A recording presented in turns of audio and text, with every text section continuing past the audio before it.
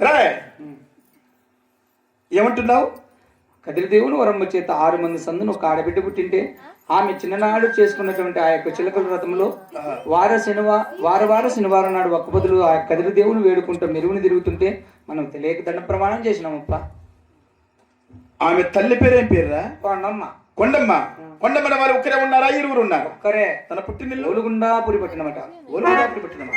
రాయ్ ఓ కొండమ్మ అనేది ఎవరు కాదు. ఎవరు? స్వయాన నా చెల్లెలు. మీ చెల్లెలు కూతురుగా దండ పెట్టింది. అవునరా? ఎంత అవమానం రెడ్డి. అవమానం భరించలేమురా. 50 రూపాయలు డబ్బులే. ఎందుకు?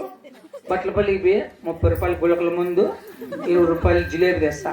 గులకల ముందు దీన్ని నువ్వు చచ్చిపో, జిలేబీ దీన్ని నేను చేస్తా. జిలేబీ తిన్న చేస్తున్నారా? ఏమో గొంతును బడి సాయిస్వా. జిలేబీ నాకిచ్చి గులకల ముందు నువ్వు తెచ్చాయే. ఆమె నీ చెల్లెలు అంటున్నారు. నీ చెల్లెలు కుమార్తె నీకు స్వయాన్ని మేను కూడా కదా. అయితే నీ చెల్లెలు కుమార్తె నీ కుమారుడు వెంగళరెడ్డి పెళ్లి చేసుకున్న పెళ్లి అయిన తర్వాత అష్ట కష్టములు పెట్టి ప్రతీకారం తెచ్చుకుందాం. పంపులు కూల్చేదాంట్లో ఫస్ట్ నేను, అప్పులు చేసేదాంట్లో నువ్వు, దానికన్నా ఆవు ఆవు అని మూతి దాపెట్ట మూతి కోసం నా కొడుక నీకు. మళ్ళీ నేను పూరీలు తిన్నా. సిక్కుండలకు వచ్చింది నా కొడుక నీకు.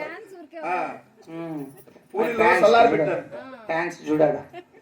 ఫ్యాన్స్ అయితే పూరీలు చేసుకున్నాం మన అయితే. మళ్ళీ ఆయనతో 5 నూరులు అప్పు చేసింది. మళ్ళీ నా కోసం 3 అడగలదు. ఊరికి చెప్పింది సరే.